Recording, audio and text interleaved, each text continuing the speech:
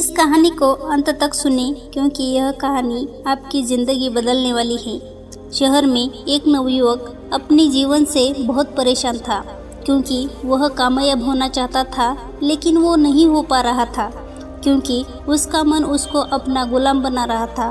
उसके मन में हमेशा हजार विचार चलते रहते थे और जब भी वह पढ़ने बैठता उसके मन में अनावश्यक विचार आ जाते थे। जब वह पढ़ने बैठता तो उसके मन में बाजार की बातें, गाने, फिल्में और अन्य विचार आते थे। बाजार की बातें, गाने, फिल्में और सारी चीज़ें जो उसने देख रखी थी वो सब उसके दिमाग में आती। मन बार बार घूमने को कहता कि यार पढ़ाई छोड़, किताब को बंद कर और चल कहीं और चलते हैं।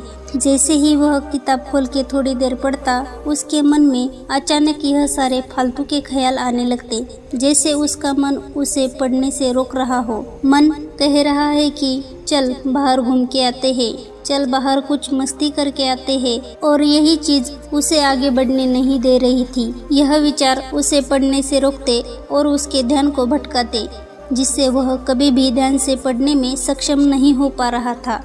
इस वजह से उसका ध्यान विचलित हो जाता था। एक दिन उसके दादाजी ने उसे बताया कि जंगल में एक महात्मा आए हुए हैं जिनके पास हर समस्या का समाधान है। अगर तुम कामयाब बनना चाहते हो तो उनके पास जाओ और अपनी समस्या उन्हें बताओ। वो निश्चित रूप से तुम्हारी सहायता करेंगे। अब तुम्हें देर नहीं करनी चाहिए, तुम चुपचाप वहाँ चलो क्योंकि इसमें तुम्हारी भलाई है। वह नवयुवक महात्मा के पास गया और देखा कि महात्मा नदी के किनारे ध्यान में लगे हुए हैं। उसने महात्मा के पास बैठकर कहा, महात्मा, मैं बहुत दूर से आया हूँ, अब आप ही मेरी जिंदगी बचा सकते हो। लेकिन महात्मा ने अपनी आंखें नहीं खोली। धीरे धीरे 1 घंटा बीत गया, लेकिन महात्मा की आंखें नहीं खुली। उसने फिर महात्मा से कहा, मैं बहुत दूर से आया हूँ, आप अपनी आंखें खोलिए, मैं आपके पास मदद के लिए आया हूँ। थोड़ी देर बाद महात्मा ने आखिरकार अपनी आंखें खोली और बोले, मुझे उससे क्या लेना देना। उस नवयुवक ने कहा, अजीब बात है, मैं तो आपके पास बहुत दूर से आया हूँ और आप कह रहे हैं कि मैं क्या करूँ। महात्मा ने कहा, हाँ, मैं इसमें क्या कर सकता हूँ, तुम्हारी समस्या तुम्हारे अंदर है, मुझे वह तो दिख नहीं रही। अगर सच में तुम्हारे पास परेशानियां हैं तो एक काम करो। महात्मा ने कहा, ठीक है, फिर तुम उस परेशानियों को मेरे पास ला कर दो। युवक ने कहा, ये क्या बात हुई, मैं ऐसा कैसे कर सकता हूँ, कैसे वह परेशानियों को आपके पास ला कर दूँ, यह तो हो ही नहीं सकता। महात्मा ने कहा, जब तुम वह विचार ला कर दे ही नहीं सकते तो इसका मतलब है कि वह विचार तुम्हारे अंदर है। नवयुवक ने कहा, महात्मा, मुझे कुछ समझ नहीं आ रहा है कि आप क्या समझाना चाहते हैं। मैं आपके पास इसीलिए आया हूँ कि मैं परेशान रहता हूँ, मेरा मन चिंतित रहता है, मैं कभी किसी काम में ध्यान नहीं लगा पाता और जब भी ध्यान लगाने की कोशिश करता हूँ मन में अनावश्यक विचार आ जाते हैं और मेरा मन भटक जाता है। महात्मा ने कहा, चलो नदी में ध्यान से देखो और बताओ तुम्हें क्या दिखाई दे रहा है। उसने नदी में ध्यान से देखने के बाद कहा, मुझे बांस, पानी और काफ़ी सारे पत्थर दिखाई दे रहे हैं। महात्मा ने कहा, तुम नदी के अंदर जाओ और देखो, नदी में से एक सफ़ेद पत्थर उठा कर लाओ। लड़का नदी के बीच गया और सफ़ेद पत्थर ढूंढने लगा, लेकिन उसे मिल नहीं रहा था। महात्मा ने पूछा, क्या तुम्हें सफ़ेद पत्थर दिखाई दे रहा है? लड़के ने कहा, हाँ, मैं उसी को ढूंढने की कोशिश कर रहा हूँ। थोड़ी देर बाद महात्मा ने पूछा, तुम क्या सोच रहे हो? मैं कुछ नहीं सोच रहा हूँ, मैं सोच रहा हूँ कि वो सफ़ेद पत्थर मुझे मिल क्यों नहीं रहा। महात्मा उसके पास गए और उसके सर को पकड़कर नदी में कुछ पल के लिए डाल दिया। लड़का बिल्कुल डर गया, घबरा गया और मानो उसकी मौत हो जाएगी। फिर महात्मा ने उसे बाहर निकाल दिया।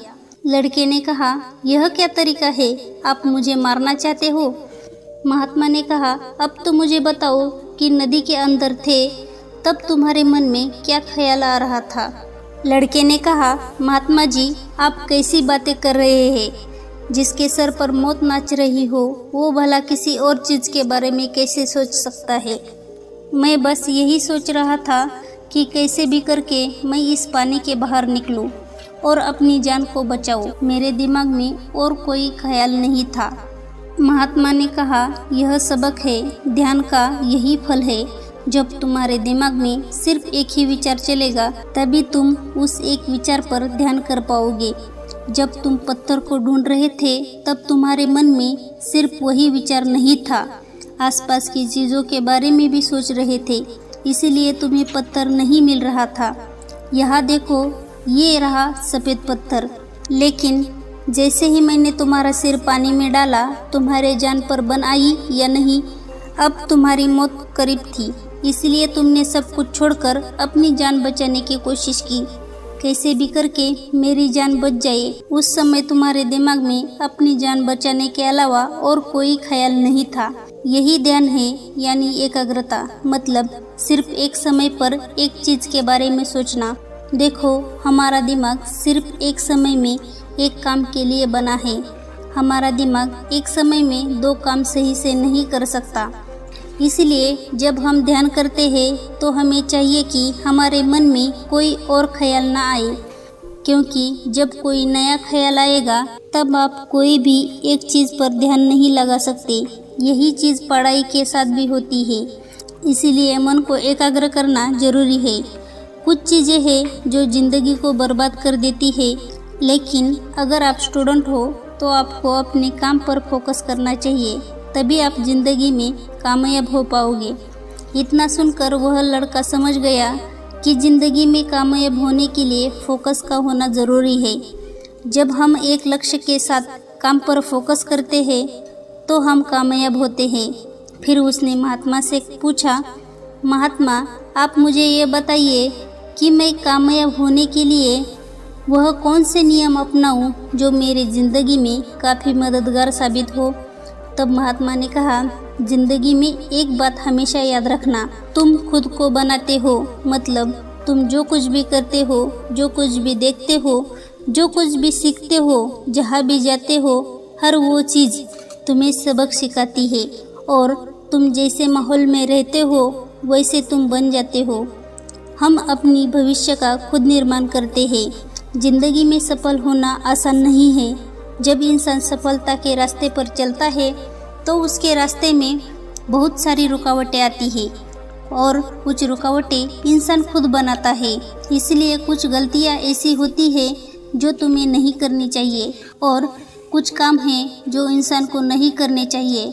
आओ मैं इस बारे में तुम्हें बताता हूँ, जिसमें सबसे पहला नंबर 1 है, एक लक्ष्य को निर्धारित करो। यह बात सही है, जिस इंसान के जीवन में एक लक्ष्य नहीं, वह अपने जीवन में कभी आगे बढ़ ही नहीं सकता। ये ठीक वैसे ही है जैसे मैं तुम्हें कहूँ कि तुम मार्ग में आगे चलो, लेकिन तुम्हें यह नहीं बताओ कि जाना कहाँ है। तुम्हें कहा कि आगे चलना है, तुम खुद ही सोच के देखो कि तुम कहाँ तक आगे चलोगे।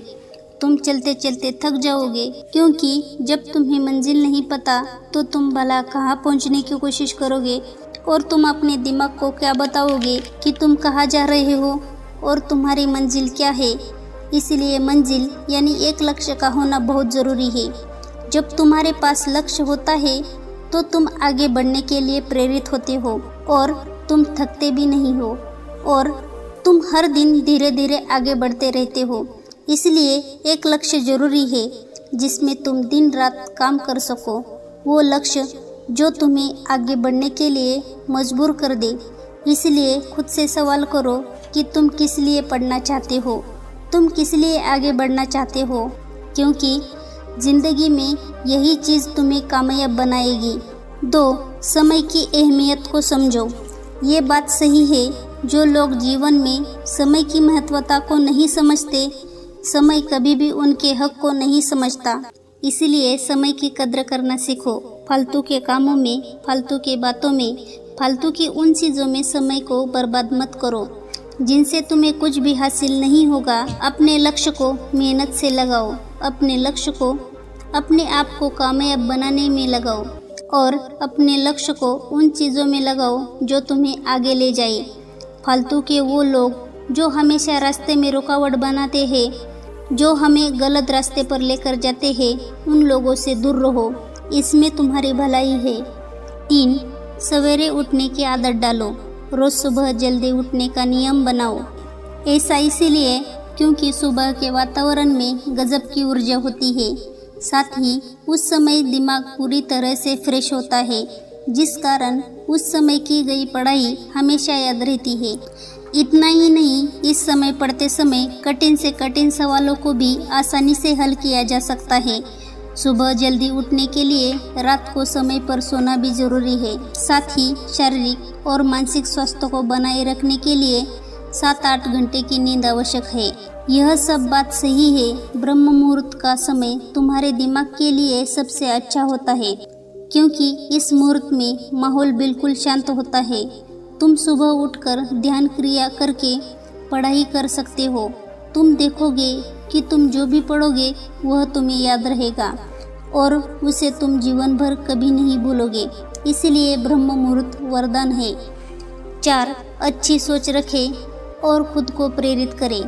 हमेशा अपनी सोच अच्छी रखें और खुद को आगे बढ़ने के लिए प्रेरित करें।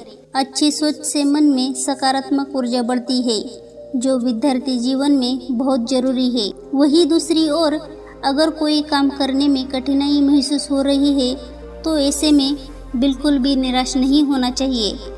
ऐसे वक्त में ज़रूरत होती है खुद को प्रेरित करने की।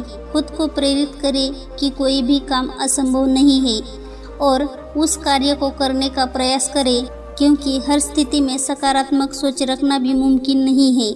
इसीलिए ऐसी स्थिति में जब दिमाग केंद्रित ना हो और मन में नकारात्मक विचार आने लगे तो अपने माता पिता और अभिभावक से सलाह जरूर ले लेनी चाहिए। हमेशा प्रसन्न रहे। विद्यार्थी जीवन में हमेशा खुश रहने का प्रयास करें। खुश रहने से आप न केवल अच्छी तरह से स्टडी कर पाओगे, बल्कि दूसरों के साथ आपके संबंध भी अच्छे बने रहेंगे। दरअसल जो भी लोग हमेशा मुंह लटकाए रहते हैं, उनसे कोई भी बात नहीं करना चाहता। वही एक मुस्कान के साथ अगर आप दूसरे से मिलते हैं तो उन पर इसका सकारात्मक असर पड़ता है। बाकी कहानी आपको कैसी लगी आप हमें कमेंट करके बता सकते हैं, और इसी तरह के वीडियो देखने के लिए हमारे YouTube चैनल को ज़रूर सब्सक्राइब करें। वीडियो में अंत तक बने रहने के लिए आपका बहुत बहुत धन्यवाद।